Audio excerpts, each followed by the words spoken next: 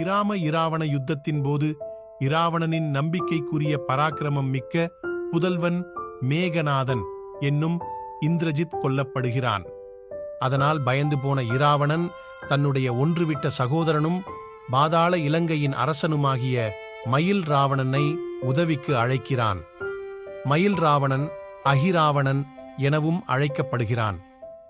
மயில் ராவணன் ஈராவணனுக்கு ஆறுதல் கூறுகின்றான். கவலைப்படாதே, நாளை ஈராமனும் லட்சுமணனும் இருக்க மாட்டார்கள் என்று சொல்கிறான். இதை விபீஷணன் அறிந்து கொண்டான். அவன் சுக்ரீவனிடமும் ஈராமனிடமும் அனுமனிடமும் சொல்லிவிட்டான். அனுமன் உடனே தன் வாளால் ஒரு கோட்டை போன்று உருவாக்கி அதில் இராமனையும் லட்சுமணனையும் வைத்து பாதுகாக்கிறான். மயில் ராவணன் தன்னுடைய மாயஜால வித்தைகளால் பலமுறை இராம லட்சுமணரை நெருங்க முயன்றும் ஒவ்வொரு முறையும் அனுமனால் அது முறியடிக்கப்படுகிறது.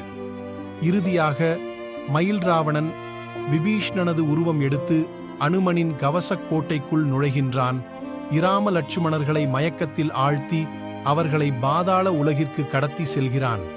உண்மையான விபீஷணன் வர ஹனுமனுக்கும் அவனுக்கும் சண்டை வரும் நிலை வருகிறது. விபீஷணனோ மயில் ராவணனின் தந்திரத்தை தெளிவாக சொல்கிறான். அவர்கள் இருவரும் ஆபத்தில் இருக்கின்றனர், அவர்களை உடனடியாக காப்பாற்ற வேண்டும், இல்லை எனில் மயில் ராவணன் அவர்களை சாண்டி தேவிக்கு பலி கொடுத்து விடுவான் என எச்சரிக்கிறான். இந்த நிலையில் மயில் ராவணன் இருவரையும் சண்டி தேவிக்கு பலி கொடுக்க தயாராகின்றான். அப்பொழுது பாதாள உலகிற்கு செல்ல முயற்சிக்கும் போது அந்த பாதாள உலகின் கதவை காவல் காக்கும் ஒரு உயிரினத்தால் கடும் சவாலை அனுமன் எதிர்கொண்டார். அந்த உயிரினம் பாதி குரங்காகவும் பாதி ஊர்வனவாகவும் இருந்தது. அவன் தன்னை மகர்த்வாஜா, தமிழில் மச்சவல்லபன் என்று அழைக்கப்படுகிறார் என்றும் தான் ஆஞ்சநேயரின் மகன் என்றும் ஆஞ்சநேயரிடம் தன்னை அறிமுகப்படுத்திக் கொள்கிறான்.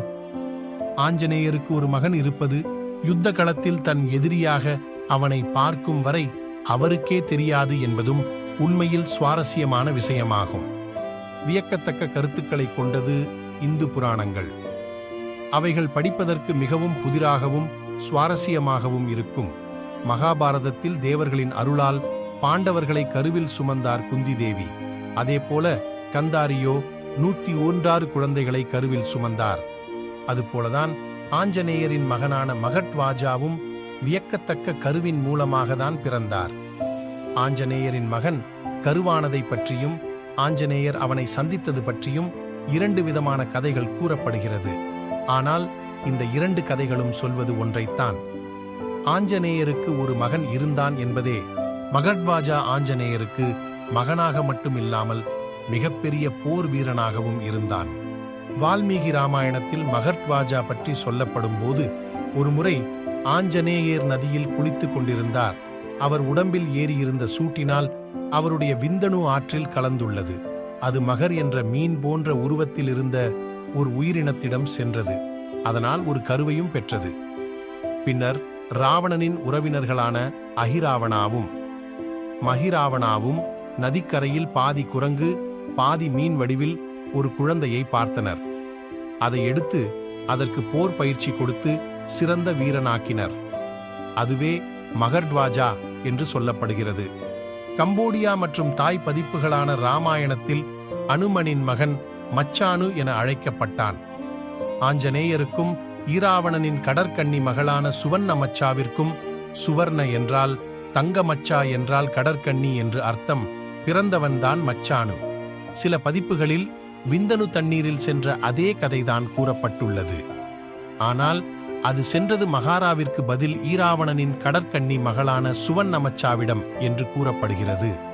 ஈராமர் இலங்கைக்கு பாலம் கட்டிக் கொண்டிருந்த சமயத்தில் அந்த பணிகளை செயல்படாமல் இடையூறு செய்ய இராவணன் தன்னுடைய கடல்கன்னி மகளான சுவர்ணமச்சாவினையும் அவளது கூட்டாளிகளையும் பாலம் கட்டும் இடத்திற்கு அனுப்புகிறான். வானரப்படைகள் கடலில் இடும் பாறைகள் இரவில் காணாமல் போயின. இந்த மர்மத்தை கண்டுபிடிக்க அனுமன் கடலின் அடியில் பாய்ந்து செல்கிறார். அங்கே இராவணனின் அழகிய மகளான சுவர்ணமச்சாதான் காரணம் என தெரிந்து கொள்கிறார். அனுமனும் சுவர்ணமச்சா அழகில் மயங்கி இருவரும் ஒன்றாக இணைந்தனர். அதில் பிறந்த மகன்தான் மச்சானு என்றும் சொல்லப்படுகிறது. மேலும் கம்போடியா மற்றும் தாய் பதிப்புகளான இராமாயணத்தில் ஈராவணனின் படையுடன் நடந்த ஒரு போரின் போது இடுப்புக்கு மேல் குரங்கை போலவும் இடுப்புக்கு கீழ் மீனை போல் இருந்த சக்தி வாய்ந்த ஒரு எதிரியை எதிர்கொண்டார் அனுமன். விளையாட்டாய் அதனை வென்றுவிடலாம் என்று நினைத்தார். ஆனால் அந்த உயிரினமோ கொஞ்சமும் சோர்வின்றி அவரோடு போரிட்டது. முடிவே இன்றி சண்டை நீண்டு கொண்டே போக, இவ்வளவு வீரத்தோடு சண்டையிடும் நீ யார்? உன் பெற்றோர் யார் எனக் கேட்டார் அனுமன். அந்த உயிரினம் சொன்ன பதில் அனுமனையே அதிரச் செய்தது. தன்னுடைய தாய் சுவன்னமச்சா எனவும் தந்தை வல்லமை மிக்க வானர வீரரான வாயுபுத்திரன் அனுமன் என்று கூறியதைக் கேட்டு வியந்த ஆஞ்சநேயர் தான் ஆஞ்சநேயர் என்றும் தான் ஒரு பிரம்மச்சாரி என்றும் கூறினார். இருப்பினும் தியானத்தில் கண்களை மூடிக்கொண்ட ஆஞ்சநேயர் மகட்வாஜா பிறப்பின் பின்னணியில் நடந்த நிகழ்வுகளை கண்முன் கொண்டு வந்தார். தன் மகனை அடையாளம் கண்டு கொண்ட ஆஞ்சநேயர் உடனே நடுவானில் பாதி வழியில் சென்று கொண்டிருந்த தன் ஆயுதத்தை நிறுத்தினார். தன் மகனான மகர்த்வாஜாவை அணைத்துக் கொண்ட ஆஞ்சநேயர் தன் ஆசீர்வாதங்களையும் அளித்தார். எது எப்படி இருந்தாலும் தந்தையும் மகனும் ஒருவருக்கொருவர் யாரென தெரியாமல் போரில் மோதிக்கொண்ட போதுதான் தனக்கு ஒரு மகன் இருப்பதை ஆஞ்சநேயர் தெரிந்து கொண்டார். பின்னர் மகர்த்வாஜாவின் ஒத்துழைப்புடன் பாதாள உலகிற்கு செல்கிறார். அனுமன் அங்கே மயில் ராவணன் மிக பலம் பொருந்திய படைகளுடன் போர் செய்கிறார். அஹிராவணன் முதல் அம்பிலேயே கொல்லப்படுகின்றான். மயில் ராவணன் பலம் கொண்ட மட்டும் போர் செய்யும் காரணம் பிரம்மன் கொடுத்த வரம் அப்போதுதான் அனுமனுக்கே தெரிய வருகிறது. அதாவது மயில் ராவணின் உயிர் ஏதோ ஒரு மலைக்கு அடியில் இருக்கும் ஒரு பெட்டியுள் அவனது உயிர்நிலைகளை இருக்கிறது. அதுவும் 5 வண்டுகளாக இருக்கிறது. அந்த 5 வண்டுக்களையும் ஒரே அடியில் அடித்தால் மட்டுமே அவனை கொல்ல முடியும். அப்படி செய்ய முடியவில்லை எனில் அவனை எதிர்த்து போரிடுபவன் இறந்து போவான் என மயில் ராவணனுக்கு ஒரு வரம் உண்டு. இந்த நிலையில் என்ன செய்வது என தெரியாமல் அந்த பெட்டியை தூக்கி வருகிறார் அனுமன். போரின் போது அவன் முன்னே அதை திறக்கிறார். 5 வண்டுக்கள் பறக்கும் போது ஹனுமன் 5 முகங்களை தரித்து 5 வண்டுகளையும் கடித்து தின்கிறார். அதனால்தான் அவருக்கு பஞ்சமுக ஆஞ்சநேயர் என்னும் பெயர் வந்ததாக சொல்லப்படுகிறது. இப்படியாக மயில் ராவணனும் கொல்லப்படுகிறான். உஜ்ஜயினி நகரத்திலிருந்து 15 கிலோமீட்டர் தொலைவில் சான்வேர் என்ற இடத்திற்கு அருகில் ஒரு அனுமன் கோவில் இருக்கிறது. இந்த கோவிலின் சிறப்பே இங்கிருக்கும் அனுமன் சிலை தலை கீழாக இருப்பதுதான். இதனால் இந்த கோவில் உல்டா அனுமன் என்று சொல்லப்படுகிறது.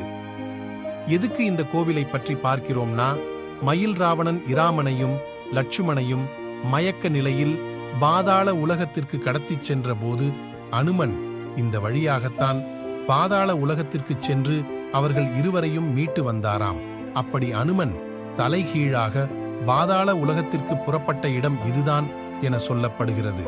இந்த கோவிலில் இருக்கும் 2 பாரிஜாத மரங்கள் மிகவும் பழமையானவை. இந்த மரங்களில் அனுமன் குடியிருப்பதாக ஐதீகம் உண்டு.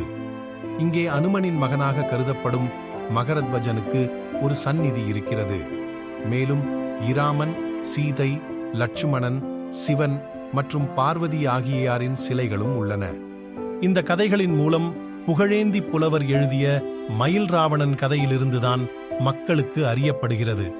இதன் முதல் பதிப்பு 1868ஆம் ஆண்டில்தான் சிறுகதை நூலாக அச்சில் வெளியிடப்பட்டது என்கிறார்கள். ஆனால் இந்த பதிப்பு வெளிவந்த ஆண்டு 1936. அதில் மயில் ராவணன் கதை விரிவாக கொடுக்கப்பட்டுள்ளது. இந்த கதை புராணங்களில் எங்கேயும் கூறப்படவில்லை. ஆதிக்காலத்திலிருந்தே நாட்டுப்புறங்களில் வாய்மொழி கதையாகவும் தோல்பாவை, தெருக்கூத்து போன்றவைகளில் மட்டுமே அறியப்பட்ட கதை பின்பு கலாச்சார மாற்றத்தினால் அழிந்துவிட்ட இந்த கலைகளோடு மயில் ராவணன் கதையும் அழிந்துவிட்டது. இவ்வாறுதான் பிரம்மச்சரிய கடவுளான ஆஞ்சநேயருக்கு மகன் உள்ளார் என்று சில இந்து புராண வரலாற்றுக் கதைகள் கூறுகின்றது. இந்த காணொளியை முழுமையாக பார்த்தமைக்கு நன்றி நண்பர்களே. மற்றொரு காணொளியில் சந்திப்போம். Good bye.